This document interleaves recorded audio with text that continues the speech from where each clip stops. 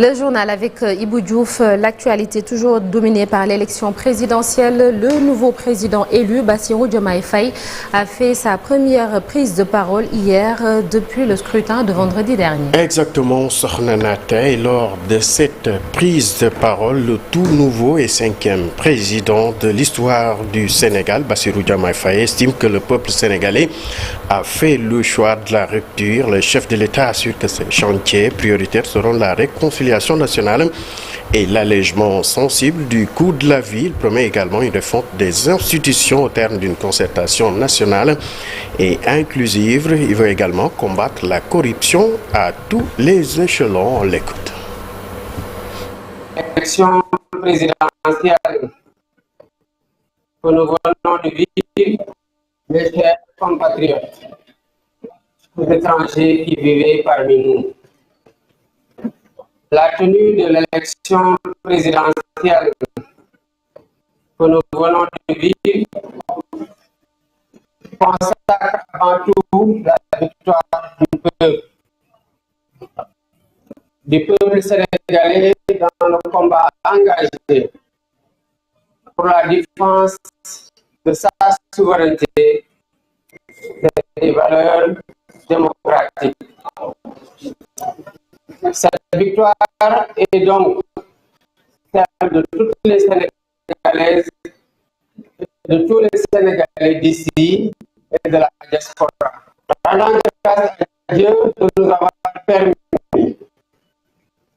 de vivre ce moment historique de la vie de notre nation.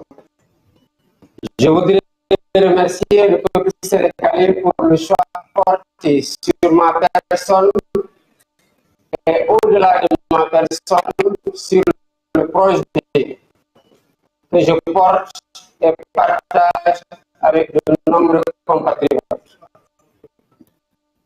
Je salue la posture des autres. Sokhna Nata, restons toujours avec cette élection. Après l'annonce des résultats du scrutin, les habitants de Ndiaganiao, ville natale du président Bassirou Diomaye Faye, ont fêté cette victoire. Jusque tard dans la nuit, une liesse populaire indescriptible. Même les villages environnants avaient rallié donc Ndiaganiao pour célébrer le nouveau président de la République, Pape Farah Gningue, et Thierno Laurent Mendy étaient sur place. Ñun Sonko la ñu gëm ak Diomaye ñun Sonko la ñu gëm ak Diomaye ñun Sonko la ñu gëm ak Diomaye ñun Sonko la ñu gëm ak Diomaye. Des cris par ici, des tambours par là, les klaxons de voitures et motos Jakarta. C'est dans un vacarme indescriptible que les habitants de Ndiaganiao ont fêté la victoire de leur fils après l'annonce des tendances lourdes. C'est la joie totale.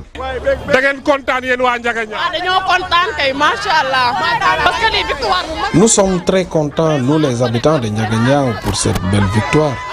Avoir un président dans ta localité est immense.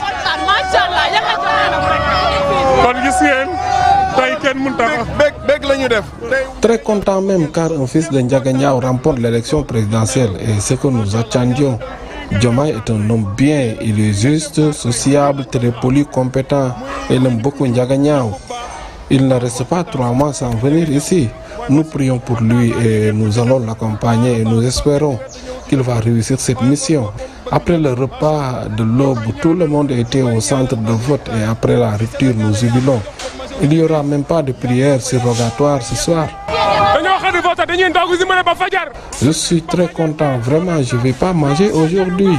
Toute la journée, Diomaye va diminuer le prix du riz, le prix du pain, etc.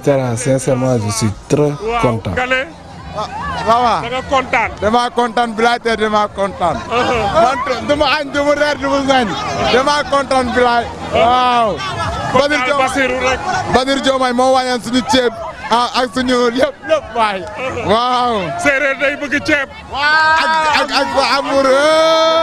Même les villages environnants ont rallié Ndiaganiao pour fêter jusque tard dans la nuit la victoire de leur fils à l'élection présidentielle. Et puis le candidat de la coalition Benno Bokk Yakaar, Amadou Ba, a reconnu sa défaite face à Bassirou Diomaye Faye. Exactement, soxna na tey, il fallait se rendre à l'évidence. Amadou Ba, le candidat de la coalition au pouvoir, Benno Bokk Yakaar, a finalement reconnu le 25 mars sa défaite face à l'opposant Bassirou Diomaye Faye.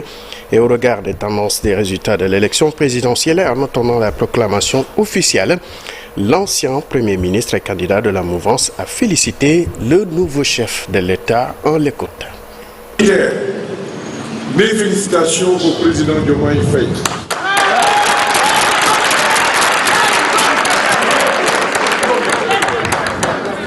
Je lui souhaite réussite et succès à la tête de notre pays.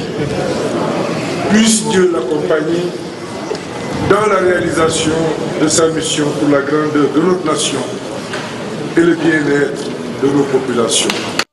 Et on parle toujours de la présidentielle Ibou. La totalité des résultats officiels globaux départementaux devrait être connue au plus tard aujourd'hui mardi. Exactement, et la Cour d'appel de Dakar, chargée de proclamer donc les résultats provisoires, convoque la Sénat et la CNRV demain.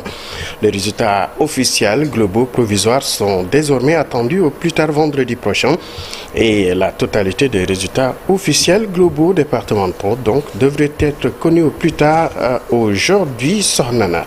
Et le professeur Abdoulaye Bathily, lui, estime que la présidentielle sénégalaise a pris l'allure d'un référendum contre le pouvoir. Exactement. Le professeur sénégalais Abdoulaye Bathily est historien également, ancien député et ministre, actuellement représentant spécial du secrétaire général de l'ONU pour la Libye.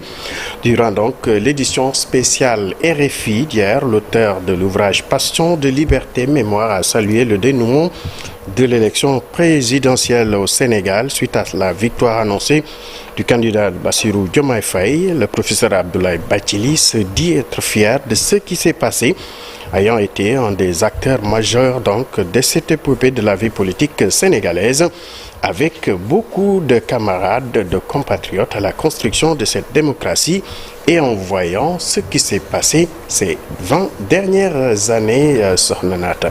L'actualité des sports, n'est-ce pas? Exactement. À présent, avec cette déclaration d'Aliou Cissé, le sélectionneur national, le groupe de ce mois de mars sera différent du groupe du mois de juin. En conférence de presse à la veille donc de la rencontre face au Bénin en amical à Amiens, l'entraîneur national Aliou Cissé est revenu sur la gestion de son groupe et des joueurs qui en sont en méforme dans leur club à quelques mois du début des éliminatoires de la Coupe du Monde 2026. On l'écoute au micro de la Fédération sénégalaise de football. Je le dis, je le répète encore, c'est des matchs amicaux. Moi, je n'ai pas regardé. dama koy wax ay match amicaux la ñu match Bénin Côte d'Ivoire bi xooluma ko Bénin xam naa ko bokkoon nañu poule. Sur les temps de jeu, parce qu'effectivement, nous irons vers deux gros matchs, que ce soit contre le Congo et contre la Mauritanie, où on aura vraiment besoin que tout le monde soit à 100% un club pour pouvoir justement donner le répondant qu'il faut, le maximum qu'il faut en tout cas pour ces deux matchs-là qui comptent pour les éliminatoires de la Coupe du Monde. Je le dis, je le répète encore, c'est des matchs amicaux. Moi, je n'ai pas regardé le match de Bénin Côte d'Ivoire. Une chose est sûre, c'est que les Bénin, on le connaît, ils ont fait partie ils faisaient partie de notre poule pour les éliminatoires de la CAN 2024 en Côte d'Ivoire. D'ailleurs, c'est nous qui les éliminons. Donc, nous savons que ça sera un match disputé. La preuve, le dernier match qu'on a joué chez eux, on menait jusqu'à la 94e minute. Je crois qu'ils ont égalisé. C'est une équipe qui ne lâche rien.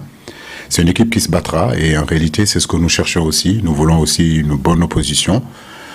Ça sera un bon match, un match physique, un match très africain. Donc, tant mieux pour nous. C'est ce qu'on est venu chercher ici à Amiens, c'est-à-dire avoir vraiment une bonne opposition qui nous préparera à ces deux matchs au mois de juin.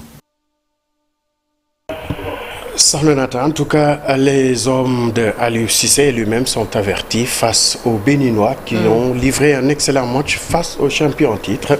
à savoir la Côte d'Ivoire, un match qui s'est soldé sur le score de 2 buts partout. Et voilà, c'était tout pour la première tasse actu. Merci beaucoup Ibou Diouf. On attend de voir ce que cette rencontre sera.